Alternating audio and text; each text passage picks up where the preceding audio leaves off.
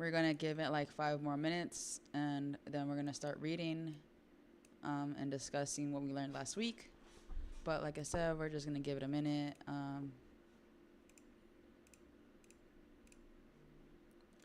I also need to figure some things out real quick.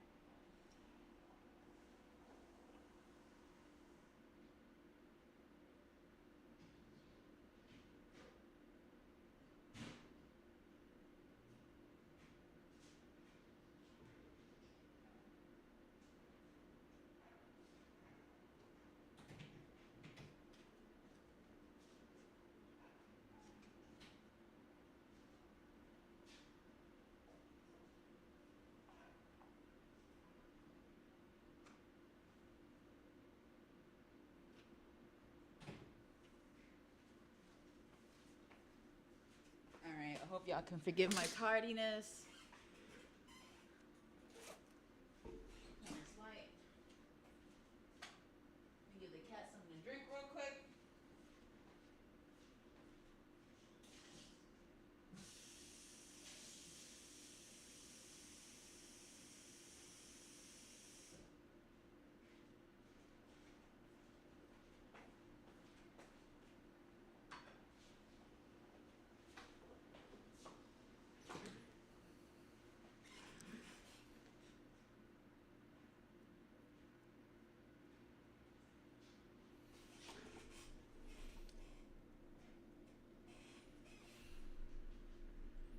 All right.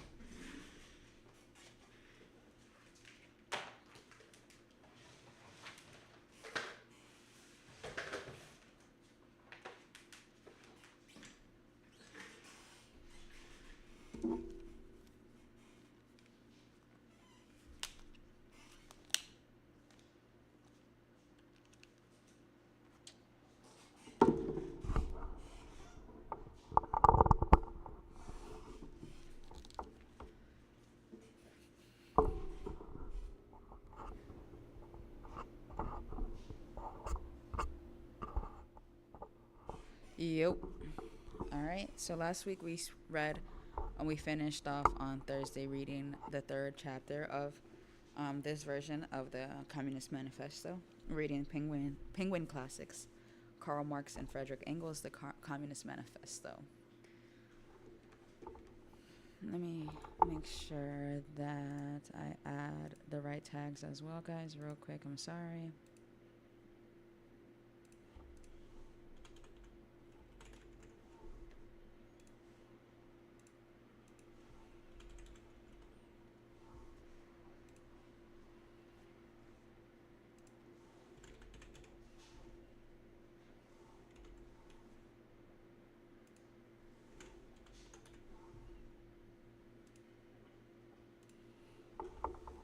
All right, yeah, like I said, we were reading chapter 3 last week.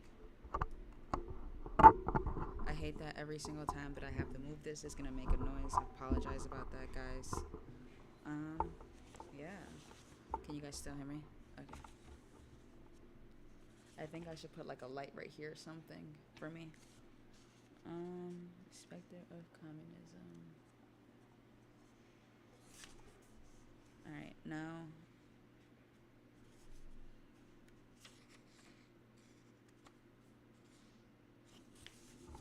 All right, chapter 4, the Communist League.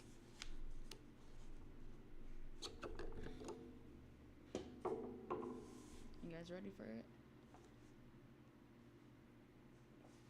I really think that I should put like a light. I don't know. I'm having like a hard time seeing.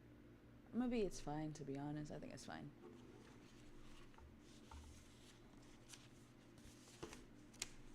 All right, the Communist League, chapter 4. The notion of the specter of communism was a product of the mounting fear of mobs, of beggars, and of violence during a decade of endemic economic crisis. Just a quick rerun, guys. Last week we learned about the specter of communism and about how it really was like something that wasn't just kind of like out of thin air. It was something that had been even like a decade before. Karl Marx had written it down. Something that was put into theory, put into practice in different like communities around different people. Ideas were bounced off of people and stuff like that. So we see that communism, not communism, but the Communist Manifesto, all that stuff was kind of like in people's headspace even before he wrote the book and stuff like that.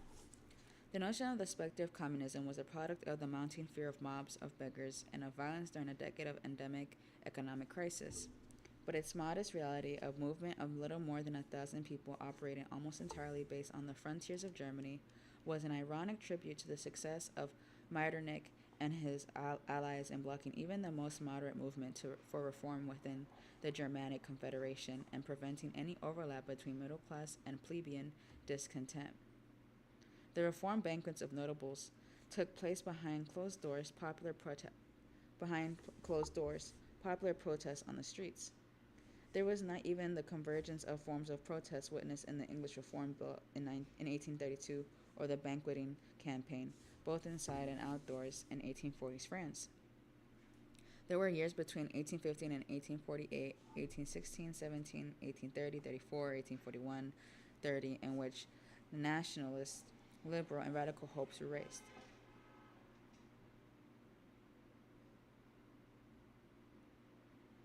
At such times, there was demands for national assembly, for representative government, and for the separation of church and state, and a free press, or even among radicals for a republic and manhood suffrage. But any possibility in these brief periods of liberal advance of moving beyond Welker's assumption that the mob was a more savage enemy of the common good than any other was immediately stifled in the energetic conservative counterattacks that followed. In the face of such harassment, the leaders of the opposition movements, mainly journalists or academics, found themselves reduced to silence or forced into exile. It was for this reason that the radical writers Heinrich Heine and Ludwig Bjorn had moved to Paris in 1830, and the radical Hegelian editors Arnold Rouge and Karl Marx followed them towards the end of 1843. Exile, whether political or economic, were formed the common basis of the German secret societies that grew up abroad after 1830.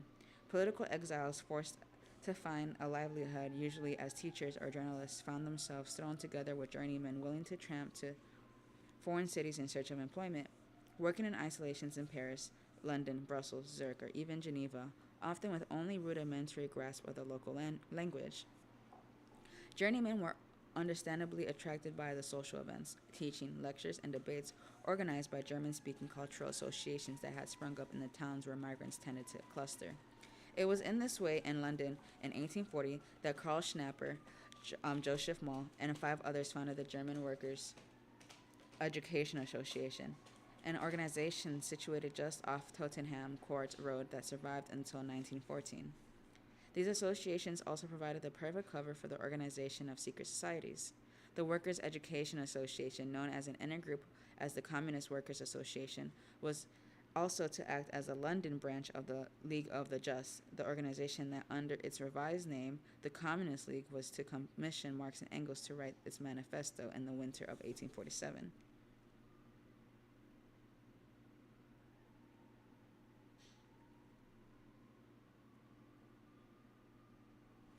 The League of the Just had been founded in Paris in September 1837. Its aims included the liberation of Germany from the yoke of disgraceful oppression, cooperation to free mankind, and realization of principles contained in the Declaration of Human and Civil Rights. In his 1885 essay on the history of the Communist League, Engels maintained that the League was a breakaway of the most extreme, chiefly proletarian elements of the preceding League of the Outlaws, whose one very great defect was that its members were almost exclusively artisans, but the record suggests that disagreements were more political and religious than social in nature. The original 1834 League of the Outlaws was a Republican secret society inspired by Buonarroti and organized alongside hierarchical lines. The split seems to have been occasioned by the arrival in Paris of members of a rival society, Young Germany, expelled from Switzerland in 1836 at the behest of Metternich. This organization was more democratic in its structure and committed not to Buonarroti's European Republic, but to Mazzini's Europe of Republics. Let me read that again, guys. I'm sorry. I fucked that up.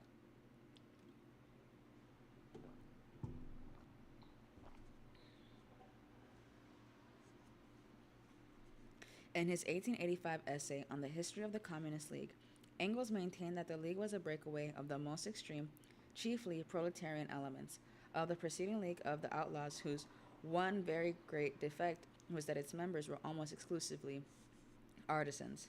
But the record suggests that disagreements were more political and religious than social in nature. The original 1834 League of the Outlaws was a Republican secret society inspired by Buonarroti. I read that, my bad. Okay, this organization was more democratic in its structure and committed not to Buonarroti's European Republic, but to Mazzini's Europe of Republics. During the 1830s, both these Republican societies began to make reference to social questions and to include social aims.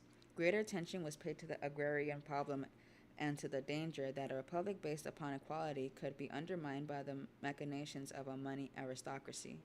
But this was not progression towards communism, nor is it likely that it would have become so. But for the impact of France and of a revived Christian radicalism that reached its peak in the years between 1835 and 1843, this change was largely inspired by the works of Félicité de Lamennais, in particular, Words of a Believer, 1834, and The Book of the People, 1838. The impact of these books on the European mainland can probably only be compared with that once made by Tom Paine in the English-speaking world. Don't know who Tom Paine is. Furthermore, unlike the works of Buonarroti or Cabet, Lamennais was immediately translated into German. Lamennais, I don't know how to pronounce his name, announced that the advent of paradise on earth promised by Christ and heralded the principles of 1789. Christianity meant justice and love thy neighbor. Through its eminent realization, Satan's reign, which had introduced poverty and misery into the world, would be brought to an end, and all would soon live as brothers in freedom and equality. Although Lamennais wrote of universal suffrage, association, and the end of privilege and monopoly, his was a vision of moral renewal rather than political transformation. But in the writings of his German disciples, in particular William Wetling, this became the basis of an aggressive physical force argument for communism, for a return to the Christian principle of the community of goods. The Bible was a revolutionary document. Its message, hope lies only in your sword. Hope lies only in your sword. They're not gonna quote that from the Bible. Yeah, it's pretty dark up in here, huh? But anyway, discussions about community of goods took place within the League of the Just in 1837 and culminated in a resolution mandating Wetling to prepare a report on its predictability. The resulting document, Mankind as It Is and As It Ought to Be, finished in the winter of 1838-39, but was adopted as the League's official program and had turned Wetling into an uncontested doctrinal leader of the League until 1843.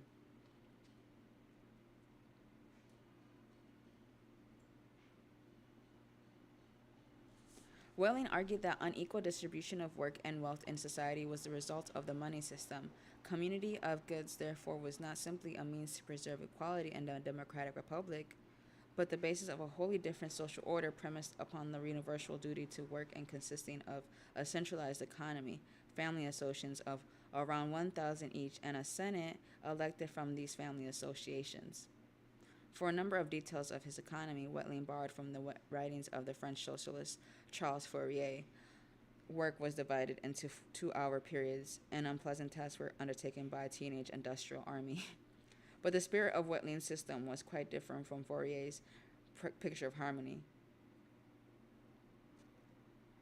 Its guiding passion was equality with limited concessions to freedom, such as much discussed system of tradable hours.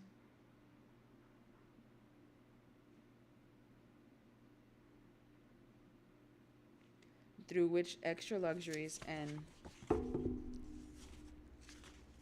in-kind travel or holidays, for example, might be acquired in return for extra work.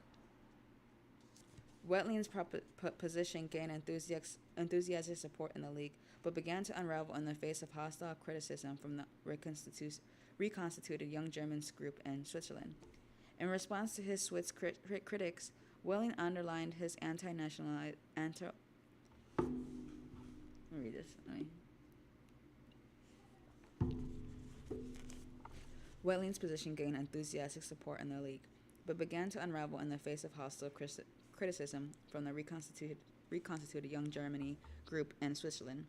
In response to his Swiss critics, Welling underlined his anti-nationalism, asserted the necessity of dictatorship as the means of transition to community, and, even more continuously, attempted to prove the Christian foundation to his argument by arguing that the words communion and communism stem from an identical etymological root.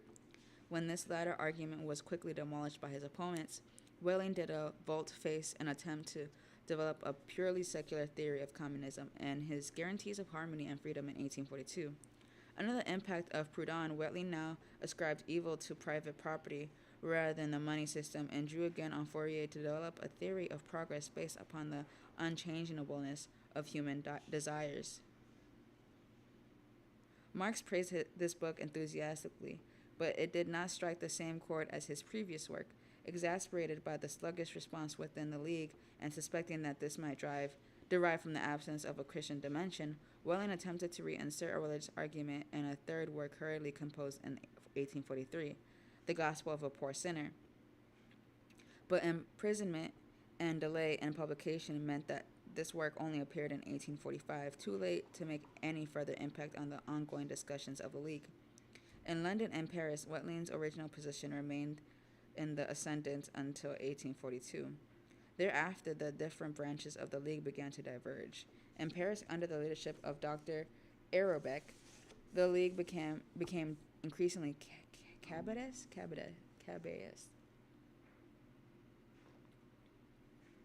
In London, as late as March 1845, the leaders Shaper, Boyer, and Moll declared that communism was a realization of Christianity, but already from 1841 to 1842, their position had become increasingly blended with pacific and rationalist assumptions drawn from Owenism.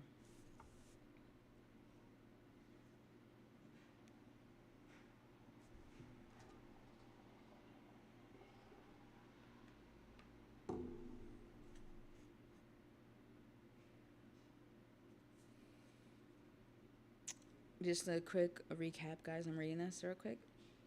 Carl Shaper, 1812 to 1870, was the dominant figure in London branch of the League. Shaper had been forestry student at the University of Giessen and had joined the radical student organization, the Burschenschaft, and whose name he acquired dueling scars. He became involved in the Young Germany group in Switzerland and took part in Mazzini's expedition to Savoy in 1834. He joined the League of Just in Paris and in 1838 submitted a rival document to Wetling setting out of the aims of the League. Shaper found asylum in London after the failed 1839 uprising of the Parisian secret society, in which the League of Just was suspected to be involved.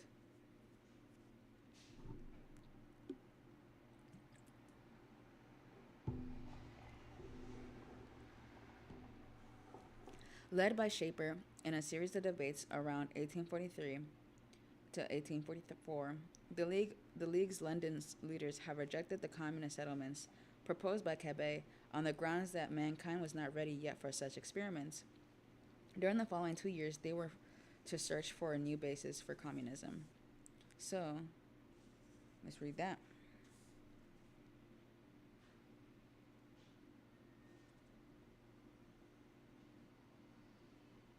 There's not much on it.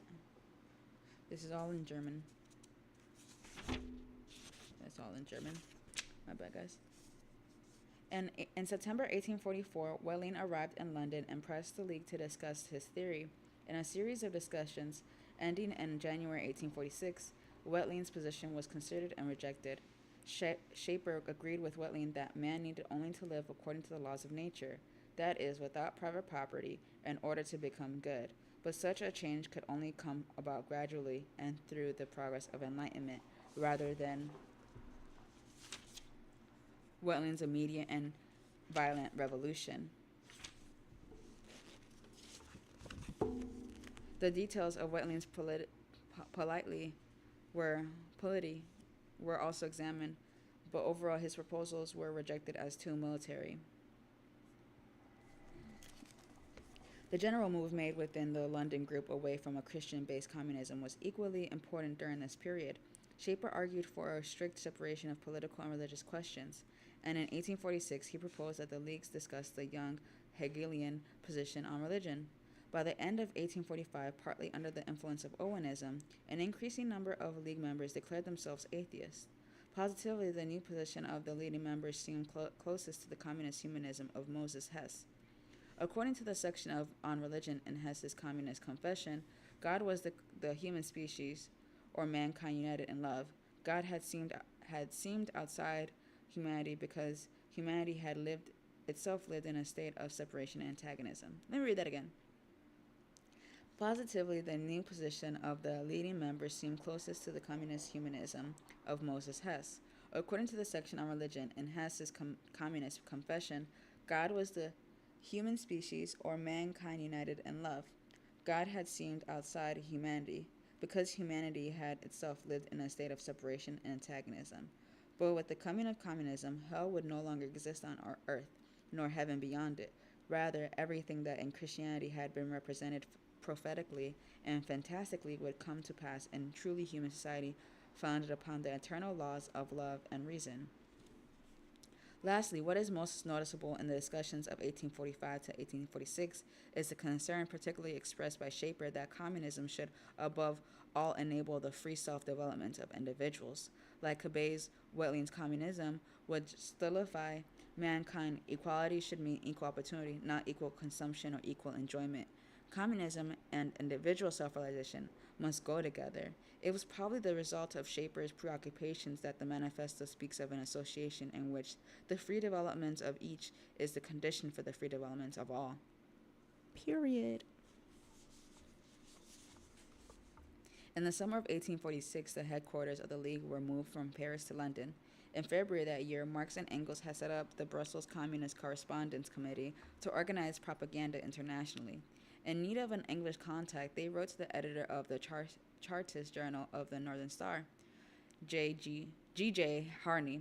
Harney was in turn suggested Karl Schnapper of the London branch of the League.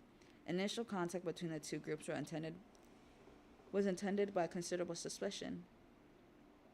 Marx and Engels wrongly believed that the London League was still dominated by Wetling. The Londoners had believed that the Brussels Committee to be a scholarly clique with no time for workers, a story spread by Wetling after his argument with Marx and Brussels in 1846 March. Once direct contact was established, however, hostility towards the religious and conspiratorial positions of Wetling formed the basis of joint work.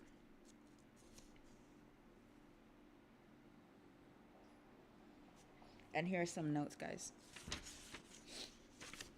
It says, in the spring of 1846, Marx, together with Engels and Belgian friend Philippe Gigot, set up a communist correspondence committee in Brussels. The aim was to organize correspondence with German socialists and communists on scientific questions to supervise popular writing and socialist propaganda in Germany and to keep German, French, and English socialists in contact with each other. Whaling had, say, see Marx letter to Proudhon inviting him to join, yada, yada, yada, and citation. Whaling had passed through Brussels and met the Marx group on 30 March 1846. He had been invited to collaborate with Marx's committee, but the meeting was stormy and unfriendly. Marx asked him to defend his form of social revolutionary agitation. According to the account of the Russian Annenkov, who was present before Whaling finished, Marx interrupted impatiently, arguing that there would be no talk of immediate realization of communism, that first there must be a period of bourgeois rule, and that the communism would never be achieved on the basis of Whaling's 40,000 bandits or the building of a new society on the basis of Christian virtue. There's a graphic account of Marx's confrontation with Whaling based on testimony, yada yada. Marx did not publicly denounce Whaling, but insisted that there must be a sifting of the Communist or Socialist Party. It was therefore decided to circulate a public attack on Hermann Craig, a close friend and follower of Whaling. It was argued that Craig was not a communist and that his line was compromising in the highest degree to the Communist Party, an extraordinary claim given that there was no Communist Party. This action was judged as harsh and sectarian by many of the League of Just.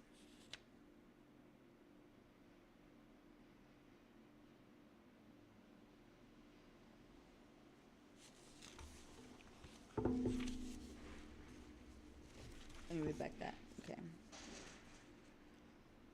All right, let me read this back real quick, okay? The Londoners had half believed that the Brussels Committee to be a scholarly clique with no time for workers, a story spread by Whaling after his argument with Marx in Brussels in 1846. Once direct contact was established, however, hostility towards the religious and conspiratorial positions of Whaling formed the basis for joint work. Support for Chartism and for the Polish uprising provided other reasons for cooperation. Furthermore, even Snapper now believed a revolution to be inevitable. After alluding to this point in an answer to a letter from Marx, Shaper and the London Committee continued, "Our task is to enlighten the people and to make propaganda for community of goods. You want the same, therefore let us join hands and work with combined strength for a better future." In the year that followed, collaboration between London and Brussels grew to a point where Marx and Brussels Committee agreed to join a refashioned league. The relationship did not begin smoothly. Without consulting the Brussels Committee, the Londoners called for a conference to clarify relations with the religious party and with the radical bourgeois. For their part, Marx and Engels talked about the London League with barely concealed contempt. It was only after the League sent Joseph Maul to negotiate with Marx in February 1847 that an agreed plan for reform took shape. Marx and Maul agreed that the League should cease to be a secret society and that it should draw up a new program. A congress was to be held June 2nd to 9th, 1847. New statutes were to be issued, and a communist catechism was to be discussed. At this Congress, it was agreed to change the name of the League of Communists to draw up a new statutes and to adopt Engels' draft of the Communist Confession of Faith as its new program. Collaboration between London and Brussels was not based upon the adherence to Marxism as it was later understood. There is little to suggest that the Londoners tried communism to an industrial working class or to a particular stage in production. More relevant was a shared commitment to the community of property, to be achieved through an attack on the existing social order and on private property, combined with the rejection of the barrack room communism and conspiratorial tactics of those who still followed Whaling. The London leaders of the League were prepared to make large concessions to Marx and his supporters, if only to find a new basis of consensus comparable to that once built upon Whaling's mankind as it ought to be. Since 1843, the League had been divided between three groups, supporting Whaling, Cabet, and Proudhon, respectively. In 1846, it had almost collapsed entirely. It was in response to this crisis that the Londoners had taken steps to draw into the League other elements of the communist movement, who until then had stood aside from it. Maybe the new conception of communism proposed by Marx and Engels could reunite the League.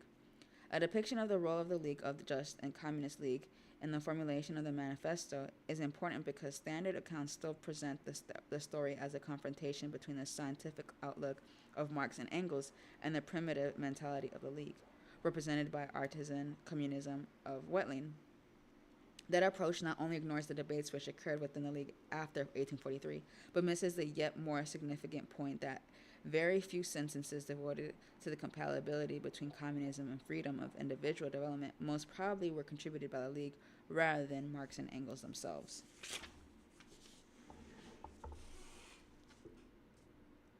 Yes, it is the Communist Manifesto. I'm sorry. I didn't see your chat until now. Um, I just I just started doing this chat. Um, I just started streaming. Um, I don't even. When did you send this message? Can you tell? How can I tell? I want to know when you sent it. I'm interested. 18. Oh, you sent it like 3 minutes ago. Yes, this is the Communist Manifesto. I'm reading it Monday through Thursday. I'm reading it a little earlier today because I have something to do tonight. But yeah, we just finished reading chapter 4. The what is the chapter called? The Communist League. So we just read about that, and right now what I'm about to do is kind of just bring up some study material, and then we're just gonna go off that study material. So let me bring some up.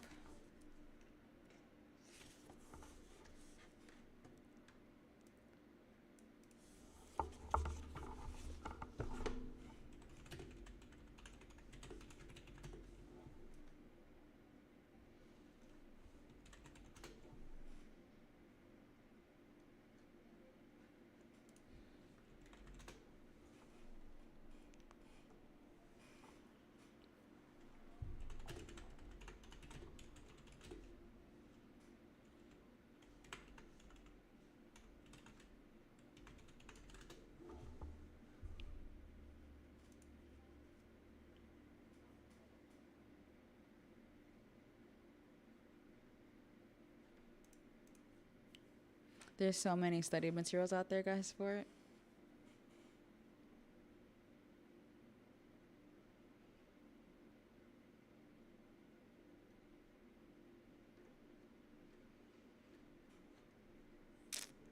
Well, let me see. Last week, what I'm understanding, I think from this edition that I'm reading, this has part of the communist. This has the Communist Manifesto in it, but it's not entirely the Communist Manifesto. There are writings before describing how we got to this point, and then the manifesto. I'm trying to find like a study guide for like this chapter that we read. I was trying to find it last week as well. However, let me see if I have to put Penguin Classics maybe.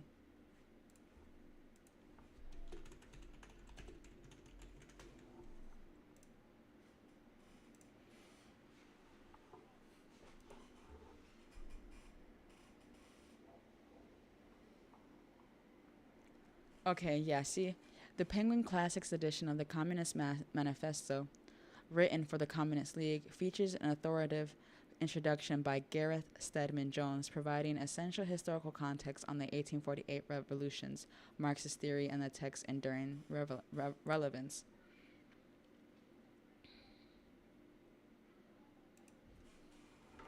Give me 1 second, guys. Someone texted me.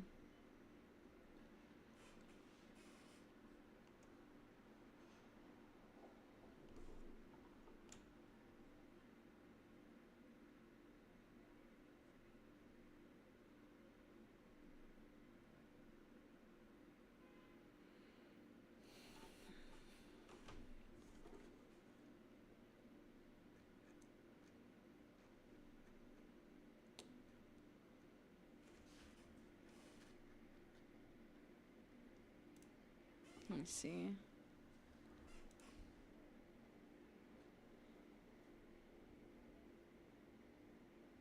This is a reading guide, but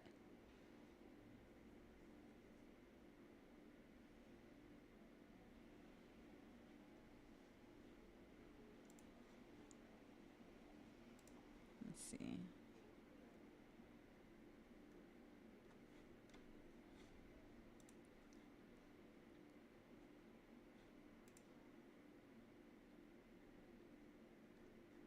Hey, if anyone wants it, dang, I just found it all online for free. So if anyone wants this for free, maybe I should just keep it up as well. Maybe I can keep it up on the page and stuff like that. I'm definitely going to start this. Uh,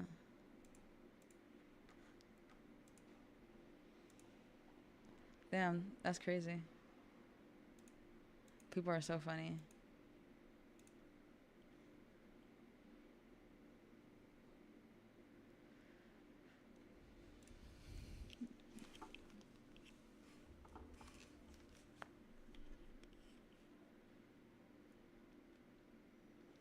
All right. Anyway, I can't really find anything, but because, like I said, this is like an introduction and all that stuff. We still haven't gotten into the goods and all that stuff. Next, tomorrow we're gonna read Engels' contribution to the manifesto. After the Engels, that Marx's contribution prologue, and then the young Hegelians. Let's see what else. That one's gonna be a one. From a Republic to Communism.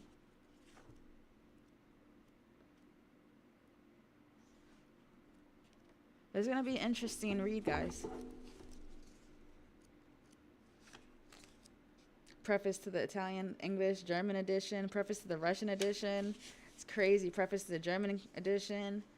Conclusion, communism. The impact of Stirner. Like, this is... Yeah, let me read it.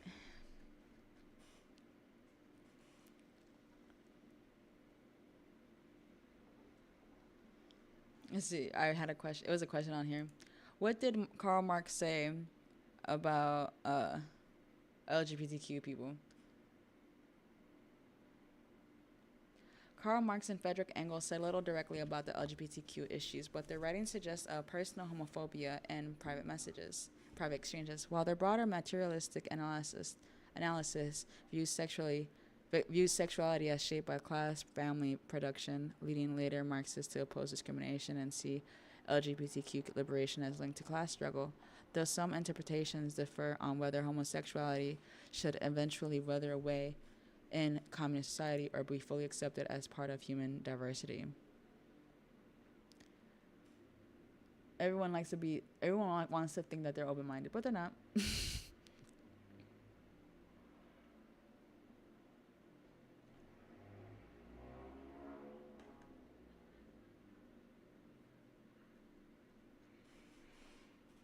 But yeah, guys, today's a shorter stream. I guess tomorrow I should check out, let me see. I should check out me. I'm going to Google it right now, actually. I can actually put this on the screen about what we're going to talk about. Let me see.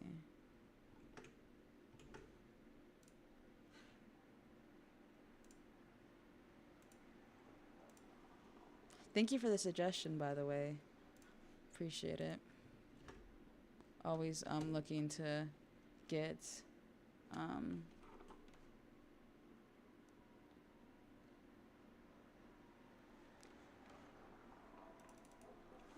I think with the way that I view like all this stuff and policy and all that stuff, honestly, I don't think that I'm 100% anything. I do like to research things and I like to learn about things, but I don't think that he let's look him up. Right, my bad. You could have gave me a warning. The dude's a little intimidating looking. Let me see. Let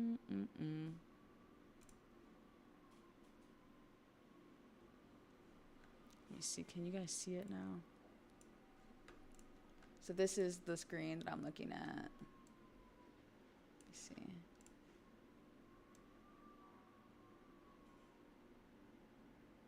Put that right there. All right, cool. Let's look into him together. You said he quotes my favorite poem all time. I loved him, but he does kind of weird takes on Islam. Takes. Let's see. So he has a couple of books: The Sublime Object of Ideology, Violence, Big Idea, Small, Less Than Nothing. I'm going to read the Wikipedia real quick because, or you said you like his quotes. He writes or has poems. Let's see. Cinema is the ultimate pervert art. It doesn't give you what you desire. It tells you how to desire. That is true. Media influences everything that we do. We feel free because we lack the very language to articulate our unfreedom. The one measure of true love is you cannot insult the other. If you have reasons to love someone, you do not love them. I get it. Someone doesn't have to be anything for you to love them. They can just exist. When we are shown scenes of starving children in Africa, with a call for us to do something to help them, the underlying ideological message is something like, don't think, don't politicize, forget about the true causes of their poverty, just act, contribute money so that we will not have to think. Words are never only words. They matter because they define contours of what we do. Thank you for sharing this, to be honest. I have never heard of this guy. Happiness was never important. The problem is that we don't know what we really want. What makes us happy is not to get what we want, but to dream about it. Happiness is for opportunists. So I think that the only life of deep satisfaction is a life of internal struggle, especially struggle with oneself. If you want to remain happy, just remain stupid. Authentic masters are never happy. Happiness is a category of slaves. Let's read his Wikipedia. I'm interested now. Or let's watch. What's this? This seems a lot better than than Wikipedia, because this is from a website, the Division of Philosophy, Art, and Critical Thought, the European Graduate School, established 1994. So, Slavoj Zizek. I hope I'm pronouncing his name right.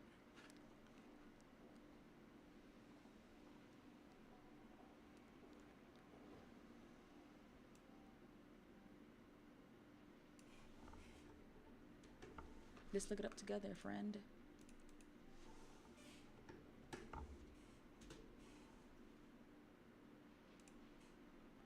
I'm gonna use it on Google. I hate Bing. I'm sorry, I hate Bing.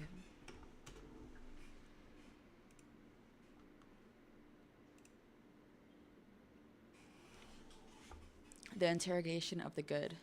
Bertolt Brecht. I hope I'm pronouncing his name right. Step forward.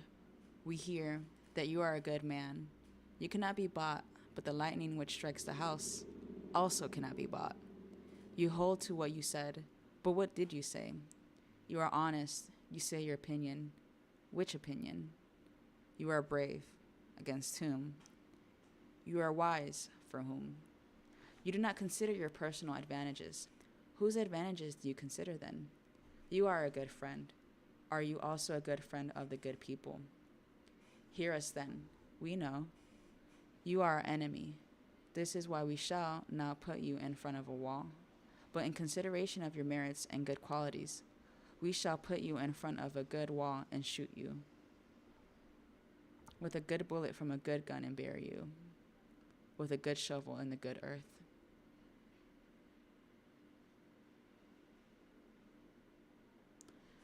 I'm gonna read that again. Wow.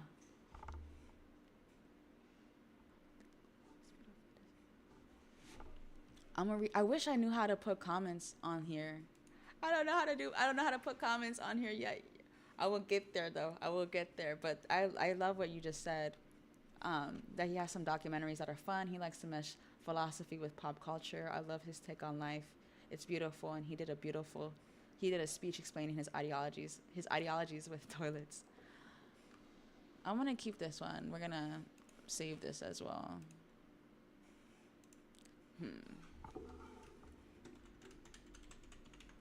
There's a name of that. But I do want to read this real quick. Professor of Philosophy and Psychoanalysis at the European Graduate School, EGS. I do have to get off like around 10 minutes, 12 minutes though. But I'm going to read this real quick.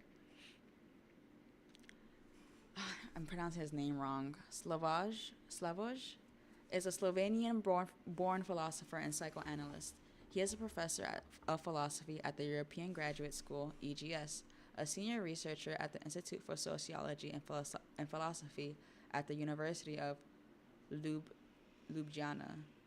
I hope I'm pronouncing that right. Thank you for sharing it. I really did. I really did like it. Thank you. It's a poem that I'm gonna have to read a couple of times, to be honest, to be able to fully grasp it. The last of it I really enjoyed it. I was not expecting the end of it. I really wasn't. So thank you.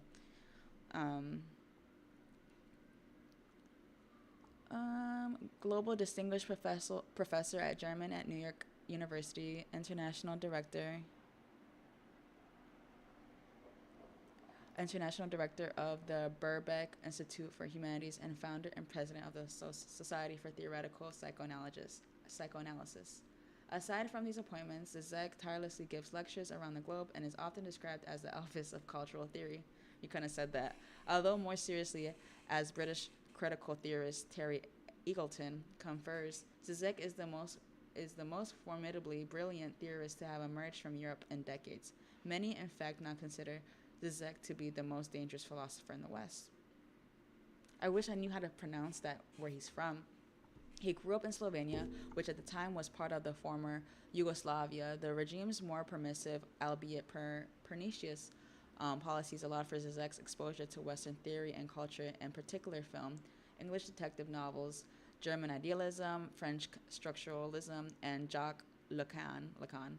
Studying at the university, he completed his master's degree in philosophy in 1975 with a thesis of French structuralism and his doctoral degree in philosophy in 1981 with a dissertation on German idealism. He then went to Paris along with Maiden Dollard to study Lacan under Jacques-Alain Miller, Lacan's son-in-law disciple. During this time in Paris, from 1981 to 85, Zizek completed another dissertation on the work of Hegel, Marx, and Kripke. Through a Lacanian lens. After his return to Slovenia, he became more politically active, writing for a weekly newspaper, co-founding the Slovenian Liberal Democratic Party, and running for one of 4 seats that comprise the collective Slovenian presidency.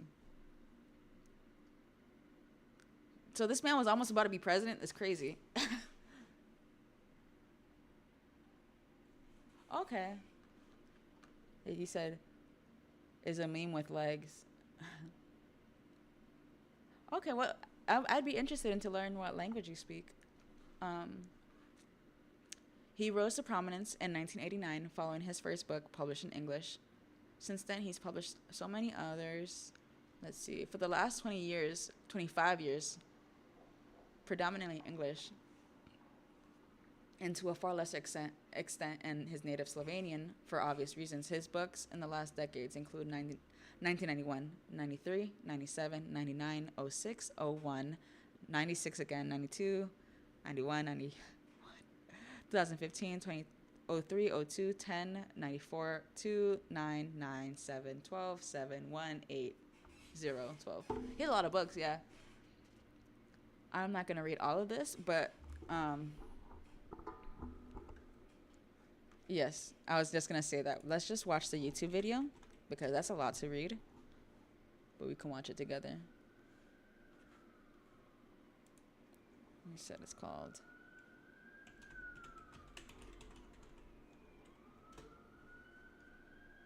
I'm sorry. I don't know if you can hear the stuff in my background, and I apologize for that.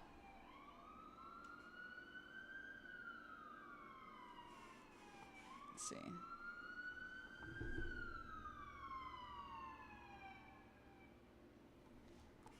They're so annoying. Okay, let's watch this.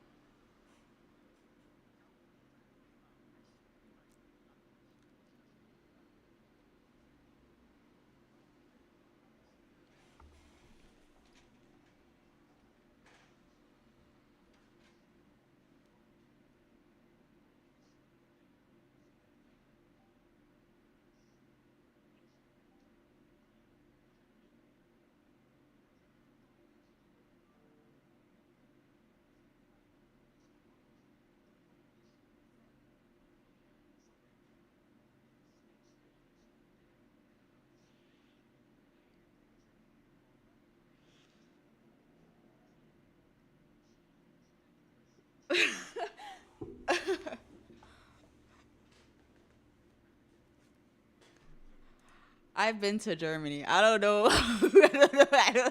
I have not been to that German toilet. That's funny. He said he's literally a raccoon that a witch made a person of. I'm dead. How did you find out about him? I'm interested.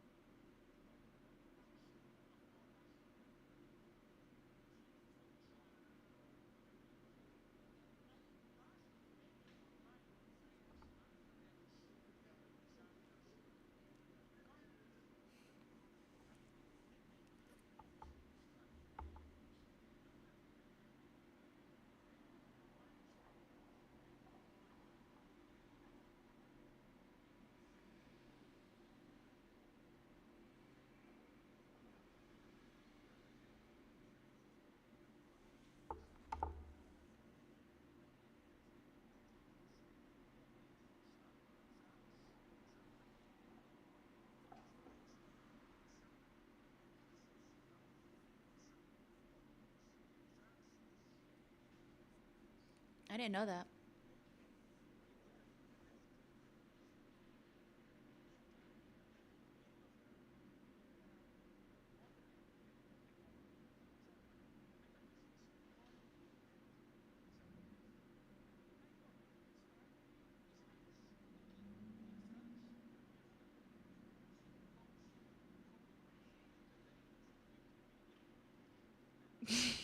I can understand what he's saying. Yeah, the nature.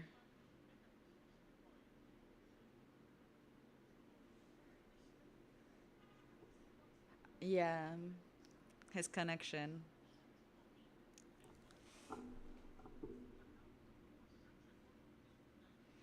It seeps. It seeps. Yeah, it seeps into everything. You don't really realize how like even. And I will say this too. I haven't used a bidet. The Japanese be using bidets. I'm gonna tell you that right now. And I'm sure that there's something to be said about that and why. You know. Okay, he's one of the most popular Marxist philosophers alive. Okay.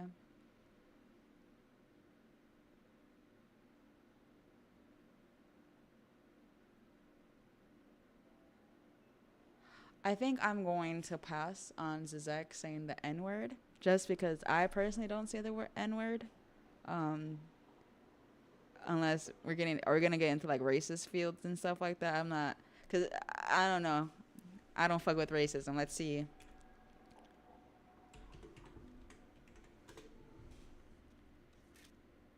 Let's see.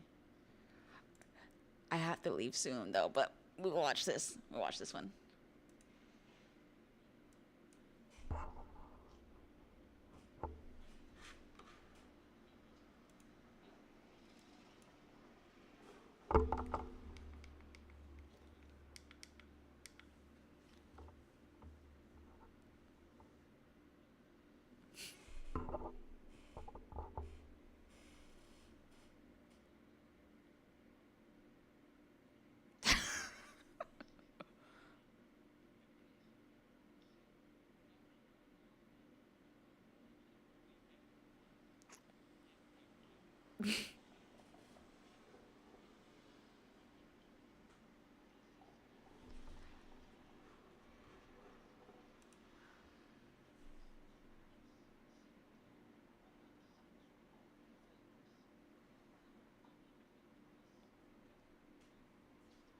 Yeah, words don't mean nothing.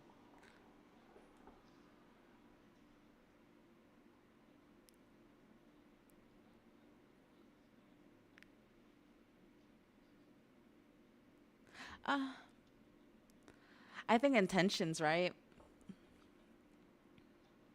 His intentions weren't bad. I think that's obvious. You said it's 25.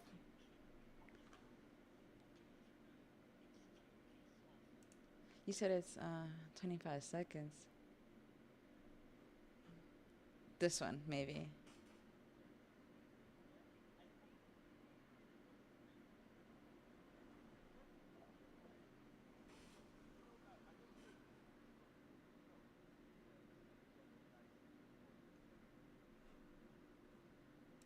Wait, what he say?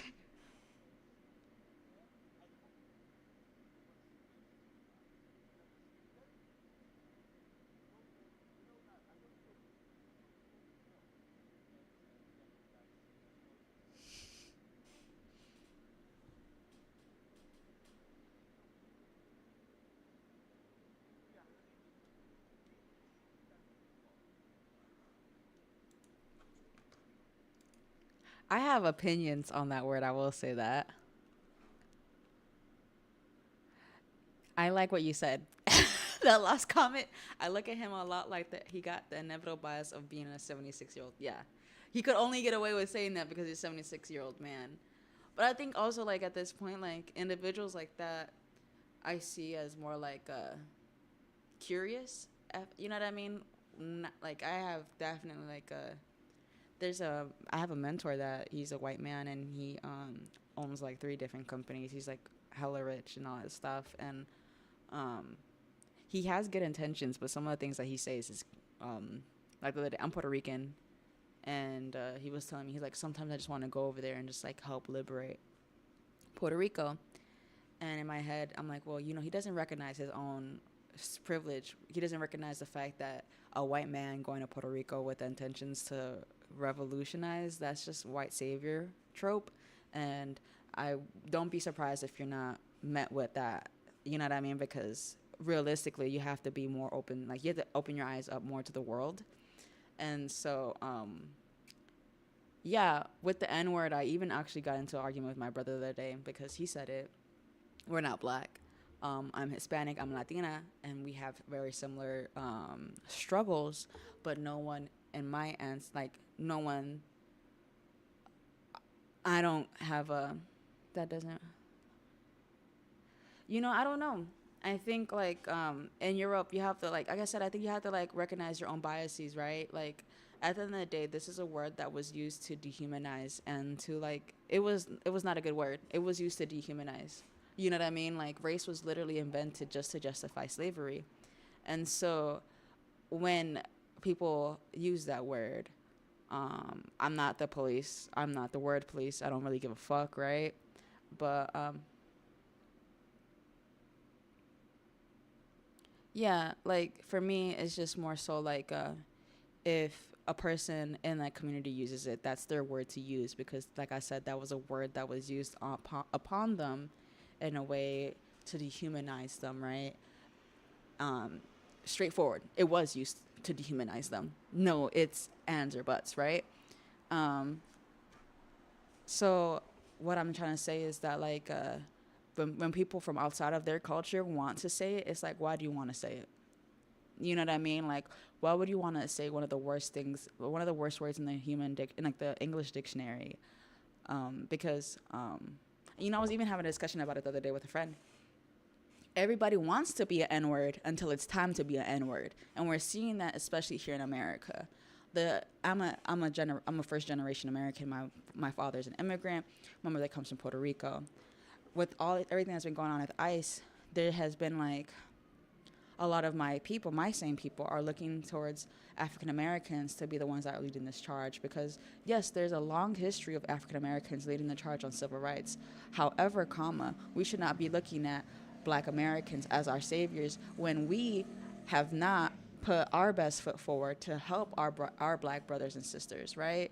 When this election happened, sadly, a lot of my people voted for the opposition, voted in contradiction to their own like benefits. Like they voted against themselves, all because of this idea of whiteness, centering whiteness, yada yada. So they want to be and this is why I argue because it's very common in Mexican culture, at least in America, right? You go to San Diego, you go to California, you go to Chicago, you go to like most cities, and a lot of people that are not Black will say that word, and some people will be like, I give you the pass, and some people will say like, my friend gave me a pass, so I'm gonna say it all the time. Why do you want to say the word? It is not for you. It was never said to you. It was never said to anyone that looked like you. And I promise you, the moment that a cop comes, you're going to be changing your vernacular. You're going to be doing everything for your proximity to whiteness to escape that, right? Everybody wants to be an N-word until it's time to be an N word. The way that we're getting treated right now by ICE, this has been how black Americans have been treated since the dawn of time. We're just getting treated that like within the past couple 3 years it's been getting worse. But you know what I mean? We have to be really like aware of things, I think. Let me see.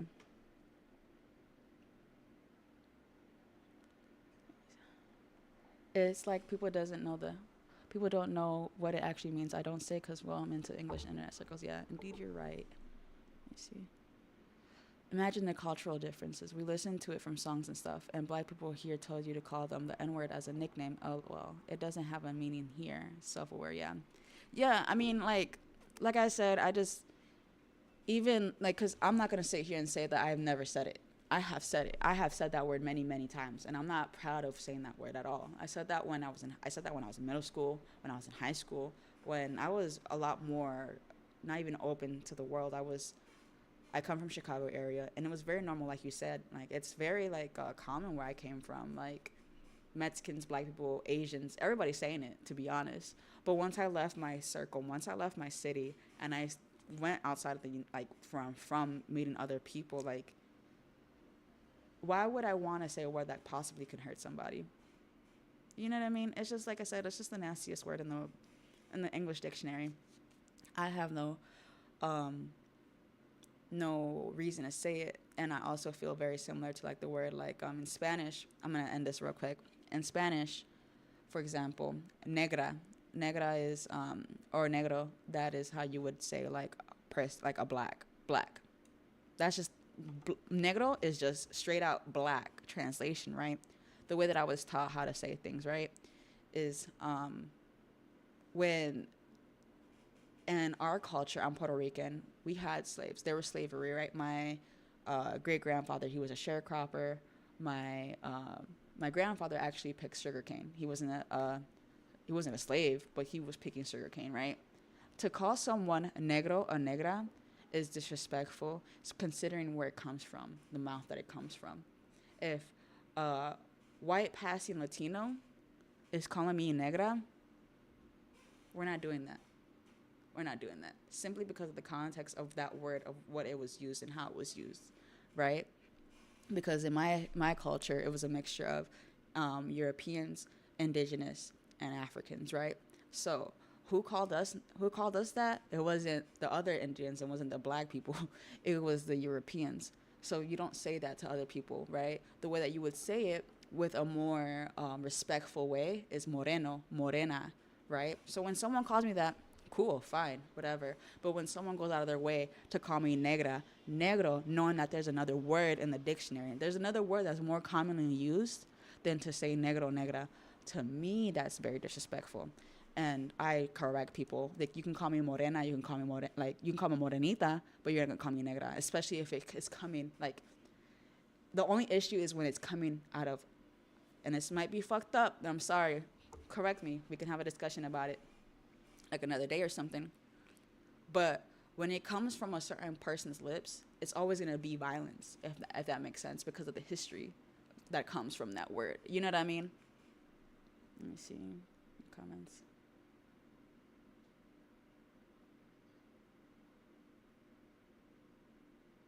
Yeah, exactly. You know, you just have to be more self-aware. Like, you know what I mean? I think, was it like Gina Rodriguez? Real quick, I'm gonna end this because I do have to end. I have to head out. Gina Rodriguez, a couple years ago, she was singing Lauryn Hill's song "Ready or Not," and she said the N word, and she posted the video. She had multiple times to think to herself, maybe I shouldn't share this video. Maybe I shouldn't say the word, but she said the word, and she felt she had a right to say that word because she's in the Bronx, because she's Puerto Rican.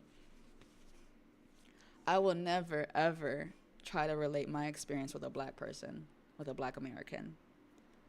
One, because my family, I believe, in an effort to heal, and not even an effort to heal, in an effort to survive, I didn't know much of my history growing up. I didn't know that my great grandfather was a sharecropper or all that stuff until recently, within the past 3 years, because there's a history of struggle, of strife, of survival, right?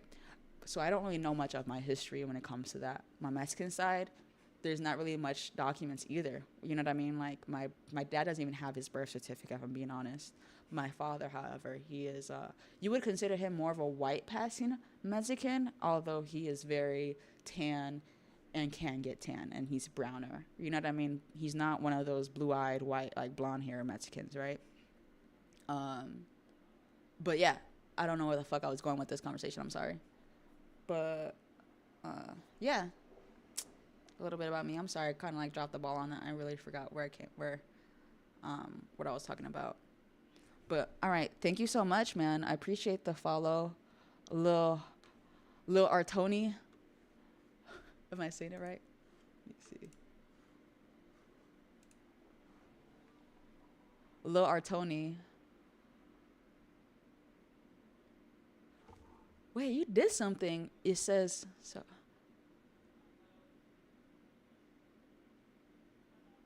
After you said self-aware, it says auto mod. Held a message for a reason. Bullying. Allow will post it to chat. I don't know what that means. But all right.